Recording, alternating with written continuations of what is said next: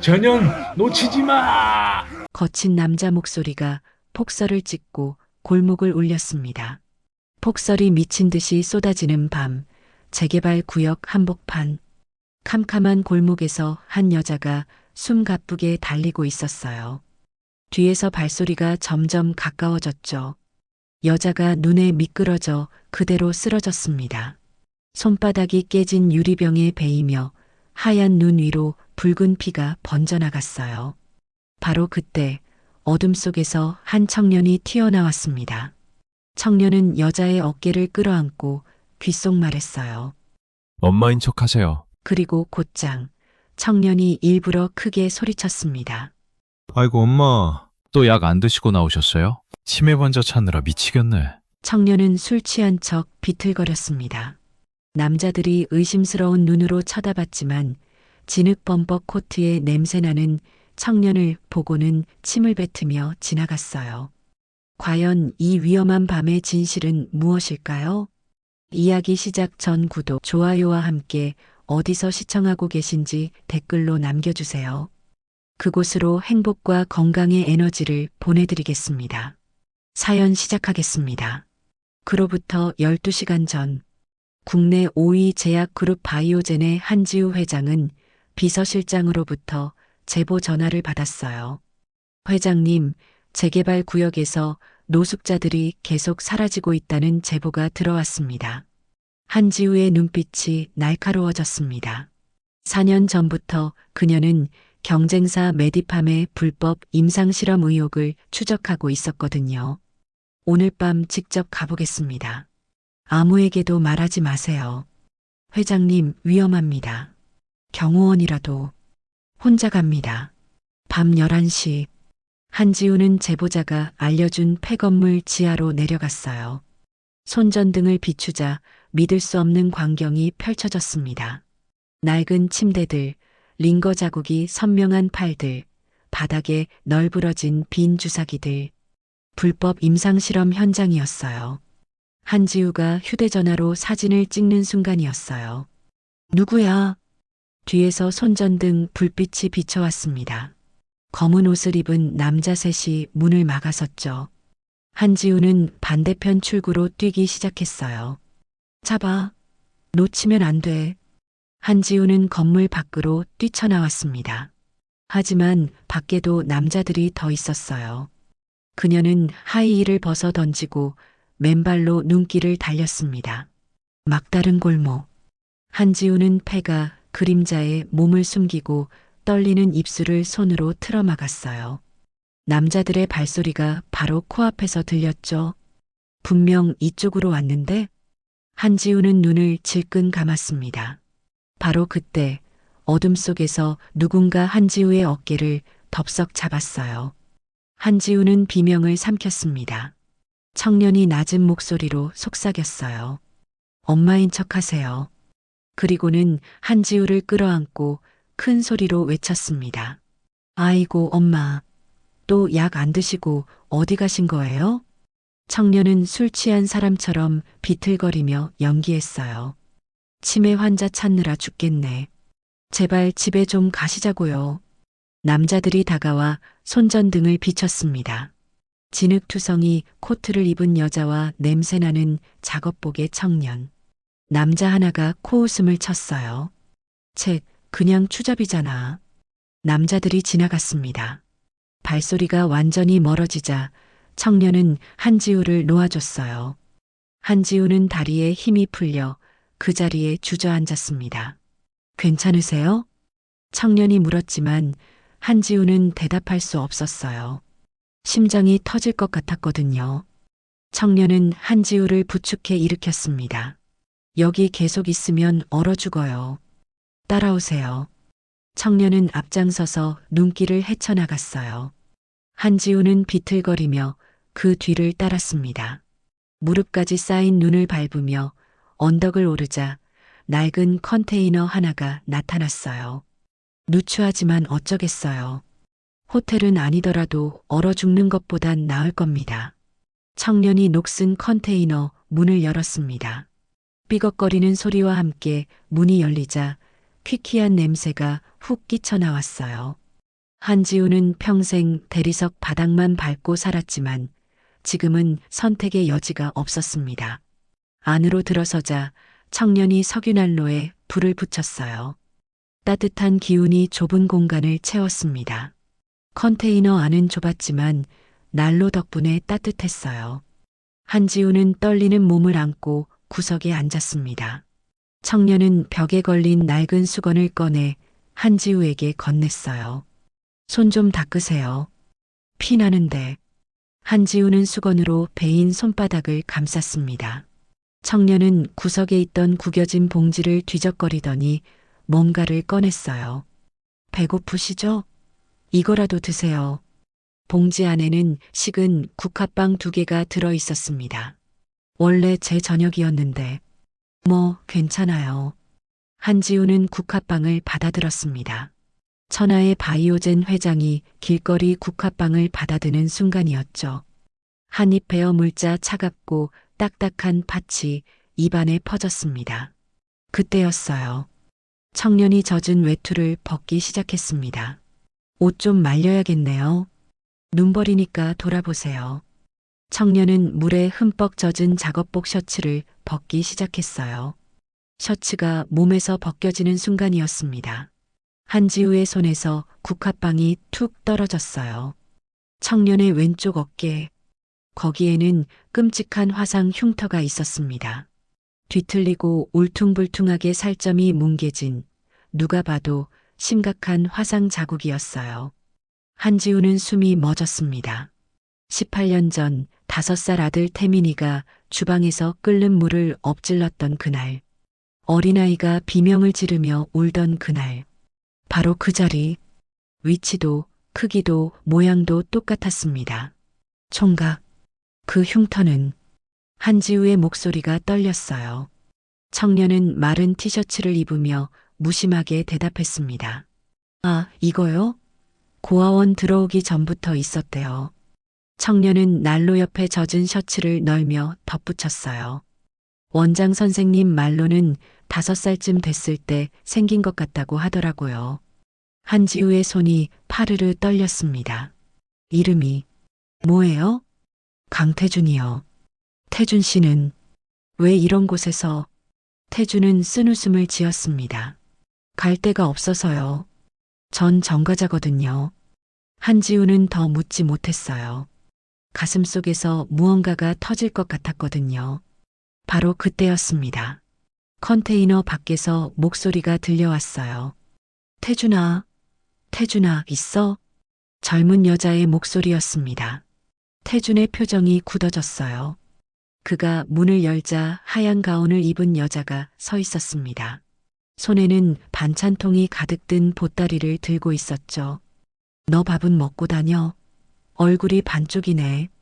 여자는 환하게 웃으며 말했지만 태준의 얼굴은 차갑게 굳어 있었어요. 왜 왔어? 가라. 내가 장조림이랑 멸치볶음 해왔어. 너 좋아하는 거잖아. 여자가 컨테이너 안으로 들어오려 하자 태준이 문을 막아섰습니다. 필요 없으니까 그만 와. 의사 선생님이 이런 데 드나들면 병원에서 잘려. 여자의 눈가가 붉어졌어요. 상관없어. 나 너 때문에 의사 됐잖아. 내가 감옥 갔을 때 내가 할 수 있는 게 아무것도 없어서. 그래서 죽어라 공부해서 의사 된 거야. 태준은 더 차갑게 말을 잘랐습니다. 착각하지 마. 난 내가 하고 싶어서 한 거야. 너한테 빚진 거 없어. 여자는 입술을 깨물며 눈물을 참았어요. 하지만 결국 눈물이 뚝 떨어졌습니다. 미안해. 내 때문에 내 인생이. 됐어. 그만 가. 태준은 문을 닫으려 했어요. 여자는 반찬통을 눈밭에 내려놓고 돌아섰습니다. 멀어지는 여자의 뒷모습을 바라보는 태준의 주먹이 꽉 쥐어져 있었어요. 문이 닫히고 태준은 눈밭에 놓인 반찬통을 집어들었습니다. 그의 어깨가 미세하게 떨리고 있었죠. 한지우는 조용히 물었습니다.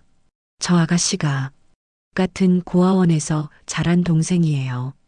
태준은 반찬통을 난로 옆에 놓으며 말했어요. 신경 쓰지 마세요.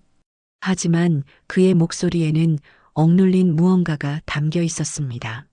한지우는 더 묻지 않았어요. 대신 조심스럽게 말을 꺼냈습니다. 총각, 혹시 부모님에 대해서 아는 게 있어요? 태주는 고개를 저었습니다. 아무것도 몰라요. 그냥 시장통에 버려져 있었대요. 시장통? 한지우의 가슴이 철렁 내려앉았습니다. 18년 전 아들 태민이가 사라진 곳도 바로 시장통이었거든요. 다음 날 아침, 철거 현장은 추운 겨울바람과 먼지로 가득했어요.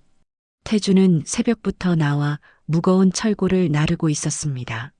거친 숨을 내쉬며 묵묵히 일했지만 그의 표정은 담담했어요. 현장 한쪽에서 소란이 일었습니다. 노숙자 한 명이 용역들에게 둘러싸여 있었어요. 이 개새끼야. 여기서 자지 말라고 몇 번을 말해. 용역 하나가 노숙자의 멱살을 잡았습니다. 주먹이 날아들었어요. 노숙자가 바닥에 쓰러졌죠. 태준의 발이 멈췄습니다. 철골을 내려놓고 주먹을 꽉 쥐었어요. 그가 한 발 앞으로 나섰습니다. 바로 그때 현장 관리자가 태준의 어깨를 탁 쳤어요. 야, 강태준. 관리자가 비웃듯 말했습니다. 넌 그냥 용역이야. 끼어들지 마. 알겠어? 태준의 발이 멈췄습니다. 주먹이 부들부들 떨렸지만 그는 고개를 돌렸어요. 노숙자는 계속 맞고 있었습니다. 태준은 중얼거렸습니다. 나서봤자 달라질 게 없잖아. 그는 다시 철골을 들어 올렸습니다. 등 뒤에서 노숙자의 신음소리가 들렸지만 태준은 걷기만 했어요. 그날 저녁, 한지우는 비서실장을 회장실로 불렀습니다. 김 실장이 두툼한 서류 봉투를 들고 들어왔어요. 회장님, 강태준에 대한 조사 결과입니다. 한지우는 떨리는 손으로 서류를 받아들었습니다. 첫 장을 넘기자 태준의 사진이 나왔어요. 군복을 입은 모습이었습니다. 강태준, 23세, 고아원 출신입니다. 김 실장이 보고를 시작했어요. 특수부대 707 중사 출신, 3년 전 불명예 제대했습니다. 한지우의 눈이 커졌어요. 특수부대라고요? 네. 그것도 최정예 부대였습니다. 하지만 김 실장이 다음 페이지를 넘겼습니다.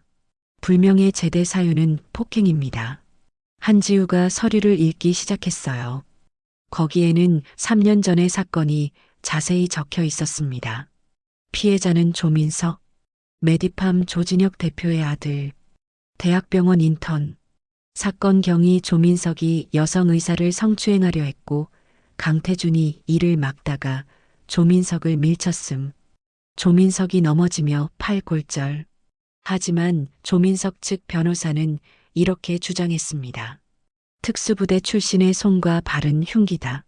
이는 특수폭행에 해당한다. 결과 강태준 군법회의, 불명예 제대, 정가자. 한지우의 손이 부들부들 떨렸어요. 여자를 구하려다가? 네. 하지만 조민석 측이 비싼 변호사를 고용해서 강태준만 가해자로 몰았습니다. 김 실장이 덧붙였습니다. 그 여성 의사가 바로 어젯밤 컨테이너에 찾아왔던 서하은입니다. 현재 응급의학과 레지던트로 근무 중입니다. 한지우는 서류를 꽉 쥐었어요. 어젯밤 태준이 하은을 밀어낸 이유를 이제야 알 것 같았습니다. 그 뒤로는요? 출소 후 취직을 시도했지만 어디서도 받아주지 않았습니다. 김 실장이 다음 페이지를 넘겼어요. 조진혁 대표가 취직하는 곳마다 전화를 걸어 압력을 넣었다는 증언이 있습니다. 한지우의 눈이 차갑게 변했습니다. 조진혁, 메디팜. 그녀는 어젯밤 목격한 불법 임상실험 현장을 떠올렸어요. 그리고 태준의 인생을 망친 조민석. 모든 것이 하나로 연결되고 있었습니다. 김 실장. 네, 회장님. 조진혁과 조민석.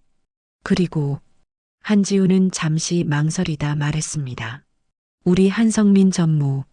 셋의 연결고리를 찾아보세요. 김 실장이 놀란 표정을 지었어요. 전무님을요? 내 사촌 동생이지만 믿을 수 없어요. 어제 그 현장을 지키던 사람들, 한성민 수하들이었거든요. 한지우는 서류를 덮으며 마지막 지시를 내렸습니다. 그리고 DNA 검사 샘플 준비됐죠? 네. 언제든 검사 가능합니다. 한지우는 가방에서 작은 지퍼백을 꺼냈어요. 안에는 태준의 칫솔이 들어 있었습니다. 어젯밤 태준이 화장실 간 사이 몰래 가져온 것이었죠. 이걸로 검사하세요. 급히요. 김 실장이 지퍼백을 받아들었습니다. 회장님, 설마 그 청년이. 한지우는 대답 대신 창밖을 바라봤어요. 먼 곳에 재개발 구역의 불빛이 희미하게 보였습니다. 확실해질 때까지는 아무 말도 하지 마세요. 한지우의 목소리가 떨렸습니다. 하지만 만약, 정말 만약 내 아들이 맞다면, 그녀는 주먹을 꽉 쥐었어요. 내 아들 인생 망친 놈들, 한 놈도 용서 안 할 겁니다. 이틀 후, 한지우 회장실, 김 실장이 하얀 봉투를 들고 들어왔어요. 한지우는 책상에서 일어나 봉투를 받아들었습니다. 손이 부들부들 떨렸죠. 회장님, DNA 검사 결과입니다. 한지우는 숨을 크게 들이마셨어요. 봉투를 뜯는 손끝이 하얗게 질려 있었습니다. 종이를 꺼내 펼쳤어요. 친자 확률 99.99%. 한지우의 손에서 종이가 미끄러져 떨어졌습니다. 그녀는 그 자리에 주저앉았어요. 태민아, 내 아들. 18년을 찾아 헤맨 아들. 밤마다 꿈속에서 부르던 이름. 그 아이가 살아 돌아온 것이었습니다. 회장님, 김 실장이 황급히 한지우를 부축했어요. 한지우는 눈물을 흘리며 바닥에 떨어진 검사 결과지를 집어들었습니다. 99.99%라는 숫자가 눈물에 번져 보였죠. 준비하세요, 김 실장. 한지우가 눈물을 닦으며 일어섰어요. 내 아들 인생 빼앗은 놈들. 이제 하나씩 무너뜨릴 겁니다. 같은 시각, 한성민 전무실. 한성민은 책상 위에 놓인 사진들을 노려보고 있었어요. 부하가 몰래 찍어온 사진들이었습니다. 한지우가 재개발 구역을 드나드는 사진, 그리고 태준과 함께 있는 사진. 전무님, 회장님이 매일 밤 이 청년을 만나고 계십니다. 한성민은 사진 속 태준의 얼굴을 뚫어지게 쳐다봤어요. 그리고 서랍에서 오래된 앨범을 꺼냈습니다. 18년 전 5살 태민의 사진. 한성민의 얼굴이 하얗게 질렸어요. 이럴 수가. 눈썹, 코, 입모양. 모든 것이 똑같았습니다. 18년 전 자신이 운전기사에게 시켜 시장통에 버린 그 아이.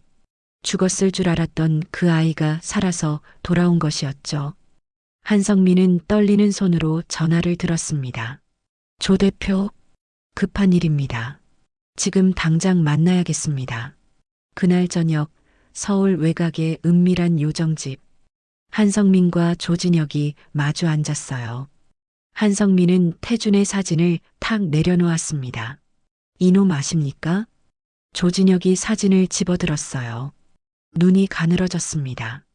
우리 민석이 팔 부러뜨린 놈 아닙니까? 강태준인가? 한성민이 낮게 말했습니다. 18년 전 제가 버린 조카입니다. 조진혁의 손에서 사진이 떨어졌어요. 네. 그럼 한지우 회장이 실종된 아들입니다. 지금 한지우가 눈치챘을 겁니다. 한성민은 술잔을 비우며 이를 갈았어요. 그 아이가 살아 돌아오면 어떻게 되는지 아십니까? 경영권은 물론이고 18년 전 납치 사건까지 다 들통납니다. 조진혁의 얼굴도 창백해졌습니다. 그럼 우린 감옥 갑니다. 둘 다. 조진혁이 떨리는 목소리로 물었어요. 어떻게 하시겠습니까? 한성민은 잠시 침묵하다 차갑게 말했습니다. 없애야죠. 지금 당장. 하지만 어떻게? 철거 현장이 얼마나 위험한 곳입니까? 사고 하나쯤이야. 한성민이 조진혁을 똑바로 쳐다봤어요. 조 대표 아들 때문에 그놈이 정가자 된 거 아닙니까? 우리가 손 안 대고 코 푸는 겁니다. 조진혁은 침을 꿀꺽 삼켰어요. 알겠습니다. 제가 처리하겠습니다. 한성민이 품에서 두툼한 봉투를 꺼냈습니다. 이건 당장 막아야 할 어음값입니다. 일이 끝나면 한성민은 의미심장하게 웃었어요. 바이오젠의 모든 건설 하청은 메디팜으로 몰아들이겠습니다. 조진혁의 눈이 번뜩였습니다. 탐욕과 공포가 뒤섞인 눈빛이었죠. 내일 당장 처리하겠습니다. 한편 재개발 구역 컨테이너. 태주는 난로 앞에 앉아 하은이 두고 간 반찬통을 바라보고 있었어요. 장조림 냄새가 코를 찔렀지만 손을 대지 못했습니다. 태주는 혼잣말처럼 중얼거렸어요. 미안, 하은아. 나 때문에 내가 힘들어하는 거 알아. 그는 반찬통 뚜껑을 열었습니다. 정성스럽게 조린 고기가 담겨 있었어요.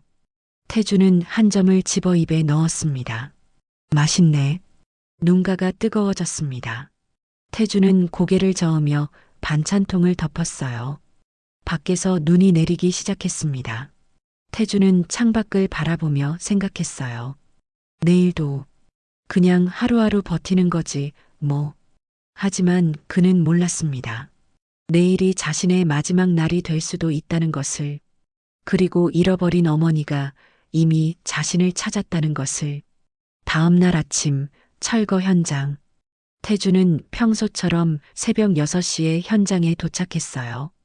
차가운 겨울바람이 얼굴을 때렸지만 그는 묵묵히 안전모를 썼습니다. 현장 관리자가 태준을 불렀어요. 야, 강태준. 오늘 5층 철골 절단 작업이야. 태준은 고개를 끄덕였습니다. 동료 한 명이 걱정스럽게 말했어요. 야, 조심해. 어제 봤는데 저기 지지대 불안해 보이던데. 알았어. 태주는 안전벨트를 확인하고 5층으로 올라갔습니다. 발밑으로 까마득한 콘크리트 바닥이 보였어요. 5층 철골 위. 태주는 용접기를 켜고 작업을 시작했습니다. 불꽃이 튀며 쇳소리가 울렸어요. 그때였습니다. 쾅! 갑자기 크레인이 지지대를 들이받았어요. 태주는 순간 균형을 잃었습니다. 뭐야? 지지대가 휘어지며 철골이 흔들렸어요. 태주는 안전벨트를 붙잡으려 했지만 철골 전체가 무너지기 시작했습니다. 쿵, 쾅, 콰르르릉. 철근과 콘크리트 더미가 쏟아져 내렸어요. 태준의 몸이 허공으로 떠올랐습니다. 으악! 5층 높이에서 추락. 태준의 눈앞에 하늘이 빙글빙글 돌았어요. 그리고 쿵 하는 충격과 함께 의식이 끊어졌습니다. 먼지 구름이 피어올랐습니다. 현장이 아수라장이 됐어요. 사람 떨어졌다. 구급차. 빨리 구급차 불러. 30분 후 대학병원 응급실. 빨간 불이 켜졌습니다. 한지우가 헐레벌떡 뛰어왔어요. 얼굴은 새하얗고 눈은 충혈되어 있었습니다. 제 아들 어디 있어요? 간호사가 놀라 물었습니다. 보호자분이세요? 네, 강태준. 철거 현장에서 지금 응급수술 중이십니다. 수술실 문이 열렸어요. 서하은이 나왔습니다. 하얀 가운에 피가 묻어 있었어요. 한지우가 하은의 손을 붙잡았습니다. 선생님, 우리 아들 살릴 수 있죠? 하은의 눈에 눈물이 고였어요. 회장님, 제발이요. 제발. 하은이 떨리는 목소리로 말했습니다. 최선을 다하고 있습니다. 5층에서 떨어져서 전신 골절에 내부 출혈이. 하지만 한지우가 하은의 어깨를 흔들었어요. 하지만 뭐예요? 말해요. 하은은 입술을 깨물었습니다. 살아도 다시는 팔을 제대로 못 쓸 수도 있습니다. 한지우는 그 자리에 무너졌습니다. 아, 안 돼. 특수부대 출신인 태준. 그에게 팔은 정체성이나 다름없었어요. 그런데 다시는 쓸 수 없다니. 제발, 제발. 한지우는 바닥에 무릎을 꿇었습니다. 수술실 앞복도 빨간 불이 3시간째 켜져 있었어요. 한지우는 무릎을 꿇은 채 손을 모았습니다. 제발, 한 번만, 한 번만 더. 복도 끝에서 한성민이 지켜보고 있었어요. 그는 냉소를 띠며 전화를 걸었습니다. 일 끝났습니다. 이제 한지우는 끝장입니다. 전화 너머로 조진혁의 목소리가 들렸어요. 잘했네. 이제 경영권은. 한성민은 피식 웃었습니다. 18년 만에 찾은 아들이 불구가 됐는데 정신이 온전하겠습니까? 곧 한지우는 스스로 물러날 겁니다. 4시간 후 수술실 불이 꺼졌습니다. 의사가 나왔어요. 다행입니다. 생명은 건졌습니다. 한지우가 주저앉아 울었습니다. 감사합니다. 감사합니다. 하지만 왼쪽 팔 신경 손상이 심각합니다. 재활을 해도 의사는 말을 흐렸어요. 한지우는 고개를 끄덕였습니다. 괜찮아요. 살기만 하면 돼요. 살기만 하면. 회복실. 태준이 눈을 떴어요. 온몸에 깁스와 붕대가 감겨 있었습니다. 침대 옆에 한지우가 앉아 있었어요. 눈이 퉁퉁 부어 있었죠. 아줌마. 태준의 목소리가 쉬어 있었습니다. 한지우가 태준의 손을 잡았어요. 깨어났구나. 정말 다행이야. 태준은 천장을 바라보며 물었습니다. 제 팔, 괜찮은 거죠? 한지우는 대답할 수 없었어요. 입술만 떨렸습니다. 태준은 그 침묵으로 모든 걸 알았어요. 그렇군요. 태준의 눈에서 눈물이 흘렀습니다. 특수부대 출신. 그게 그의 전부였는데 이제 그것마저 잃은 것이었죠. 일주일 후 태준은 여전히 회복실 침대에 누워 있었어요.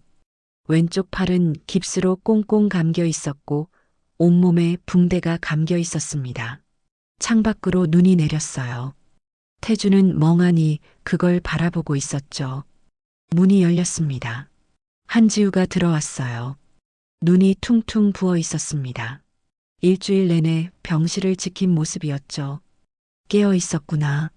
한지우가 침대 옆 의자에 앉았습니다. 태준은 고개만 돌려 한지우를 봤어요. 아줌마는 왜 저한테 이렇게 잘해주세요? 한지우의 손이 떨렸습니다. 이제 말해야 할 시간이었어요. 태준 씨. 한지우는 가방에서 하얀 봉투를 꺼냈습니다. 손이 떨려 봉투가 바닥에 떨어질 뻔했죠. 이게 뭔데요? DNA 검사 결과야. 태준의 눈이 커졌어요. 한지우는 봉투를 열어 종이를 꺼냈습니다.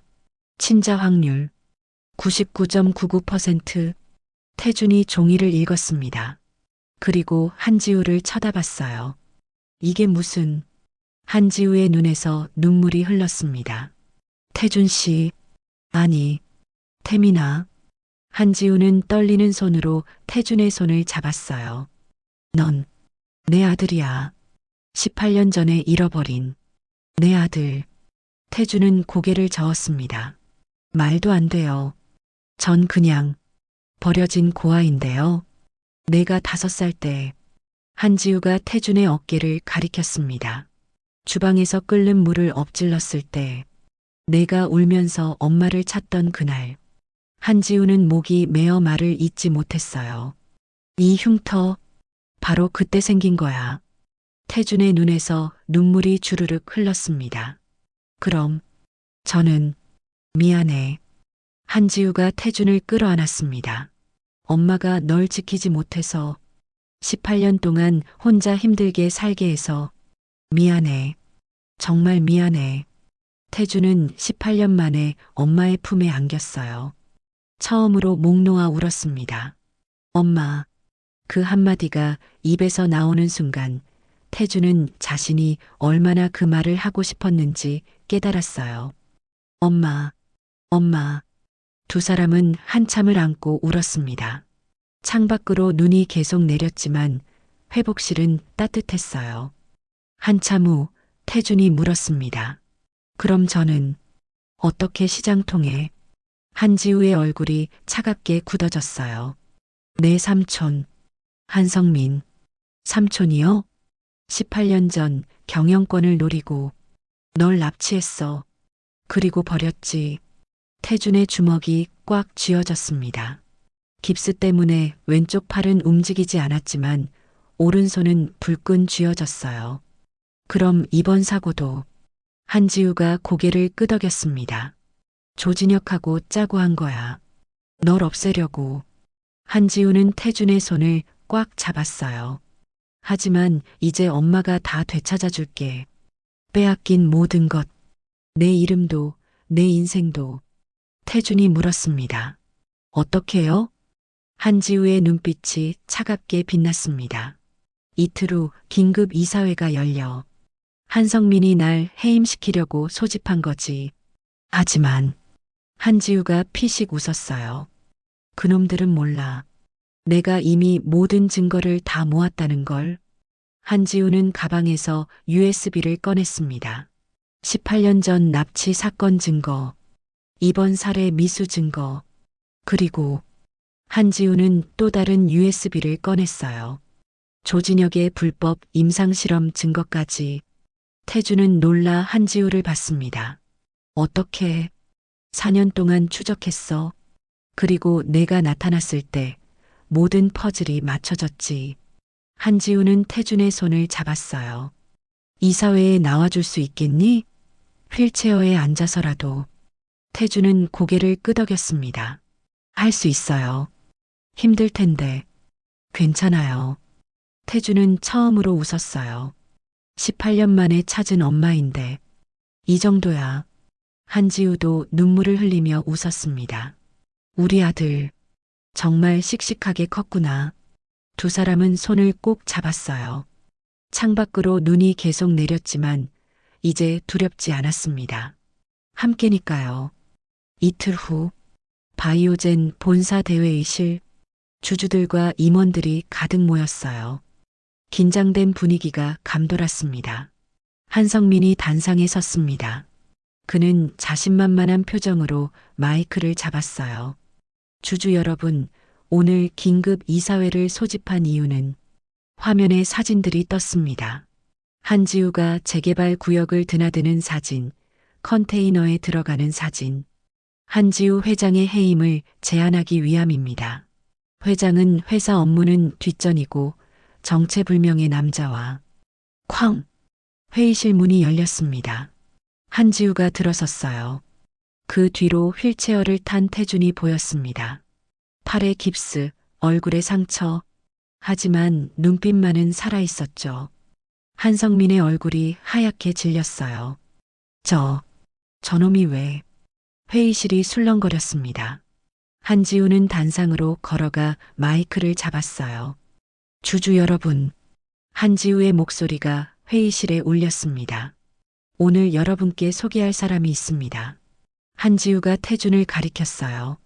제 아들, 18년 전 실종된 이태민입니다. 회의장이 웅성거렸습니다. 한지우는 화면을 바꿨어요. DNA 검사 결과 친자 확률 99.99%. 화면에 크게 떴습니다. 주주들이 숨을 죽였어요. 18년 전 5살이던 제 아들이 시장통에서 사라졌습니다. 한지우의 목소리가 떨렸습니다. 그 아이가 살아 돌아왔습니다. 한성민이 벌떡 일어났어요. 말도 안 되는 소리. 증거가 어디? 증거요? 한지우가 차갑게 웃었습니다. 화면이 바뀌었어요. 18년 전 CCTV 영상. 한성민이 운전기사에게 돈봉투를 건네는 장면. 그리고 차에 실린 어린 태민. 이게 증거 아닙니까? 삼촌. 한성민의 다리가 후들거렸어요. 화면이 또 바뀌었습니다. 요정집에서 한성민과 조진혁이 대화하는 장면. 없애야 합니다. 사고로 위장해서. 녹음이 회의실에 울려 퍼졌습니다. 이번 철거 현장 사고도 우연이 아니었습니다. 한지우가 말했어요. 제 아들을 죽이려 한 계획된 살인 미수였습니다. 주주들이 경악했습니다. 조진혁이 도망치려 일어났어요. 쾅! 회의실 뒷문이 열렸습니다. 경찰들이 들어섰죠. 한성민, 조진혁. 살인 교사 및 불법 임상 실험 혐의로 긴급 체포합니다. 경찰이 수갑을 꺼냈습니다. 바로 그때 태준이 휠체어에서 일어났어요. 다리가 휘청거렸지만 그는 두 발로 섰습니다. 회의장이 숨을 죽였어요. 태준이 천천히 단상으로 걸어갔습니다. 한 걸음 한 걸음. 고통스럽지만 멈추지 않았어요. 단상에 선 태준은 마이크를 잡았습니다. 조진혁 대표님. 태준의 목소리가 낮고 무겁게 울렸어요. 5층에서 떨어뜨린 거 어떤 기분인지 아세요? 태준이 셔츠 단추를 풀기 시작했습니다. 깁스와 붕대로 감긴 온몸이 드러났어요. 이것도 조작인가요? 주주들이 충격에 빠졌습니다. 깁스투성이 몸. 그게 진실의 증거였으니까요. 경찰이 다가왔습니다. 한성민에게 수갑이 채워졌어요. 내가 내 삼촌인데. 한성민이 발악했습니다. 한지우가 차갑게 말했어요. 내 가족은 저기 있어. 한지우가 태준을 가리켰습니다. 조진혁에게도 수갑이 채워졌어요. 찰칵. 차가운 쇠소리가 회의실에 울렸습니다. 불법 임상실험 증거도 전부 확보했습니다. 한지우가 또 다른 USB를 들어 보였어요. 재개발 구역 지하 불법 실험실, 노숙자 대상 임상실험, 모두 메디팜이 저지른 범죄입니다. 조진혁은 고개를 떨구었어요. 경찰이 두 사람을 끌고 나갔습니다. 한성민이 마지막으로 한지우를 노려봤지만 한지우는 눈길도 주지 않았어요. 회의실 문이 닫혔습니다. 한지우는 태준에게 다가가 어깨를 잡았어요. 잘했어, 아들. 태준은 힘이 풀려 주저앉으려 했지만 한지우가 받쳐줬습니다. 이제 끝난 건가요? 응, 이제 끝이야. 한지우가 태준을 안았어요. 이제 진짜 시작이야. 우리 가족의. 주주들이 박수를 쳤습니다. 짝짝짝. 박수 소리가 회의실을 가득 채웠어요. 창밖으로 눈이 내렸습니다. 하지만 이제 두렵지 않았어요. 진실이 승리했으니까요. 1년 후 재개발 구역이 내려다 보이는 작은 옥탑방. 따뜻한 저녁 햇살이 창으로 들어왔어요. 부엌에서 지글지글 소리가 났습니다. 한지우가 앞치마를 두르고 밥을 짓고 있었어요. 옆에서 서하은이 전을 부치고 있었죠. 어머니, 간 좀 봐주세요. 하은이 부침개를 들어 올렸습니다. 한지우가 한 입 베어 물었어요. 딱 좋구나. 우리 며느리 손맛 최고야. 에이, 또 그러세요. 두 사람이 웃었습니다. 옥탑방 부엌은 좁았지만 웃음소리로 가득했어요. 옥상 평상, 태준이 앉아 있었습니다. 왼쪽 팔은 완전히 회복되어 자유롭게 움직였어요. 1년간의 재활 끝에 기적처럼 나은 것이었죠. 태준은 재개발 구역을 바라봤습니다. 1년 전 그곳에서 컨테이너에 살았던 자신. 이제는 가족이 생겼어요. 태준아, 밥 먹자. 한지우의 목소리가 들렸습니다. 태준은 웃으며 일어났어요. 둥근 밥상이 차려졌습니다. 고봉밥, 생선구이, 미역국, 하은이 부친전, 그리고 한지우가 졸인 장조림. 세 사람이 밥상에 둘러앉았어요. 한지우, 태준, 하은. 작은 가족이었죠. 잘 먹겠습니다. 하은이 먼저 말했습니다.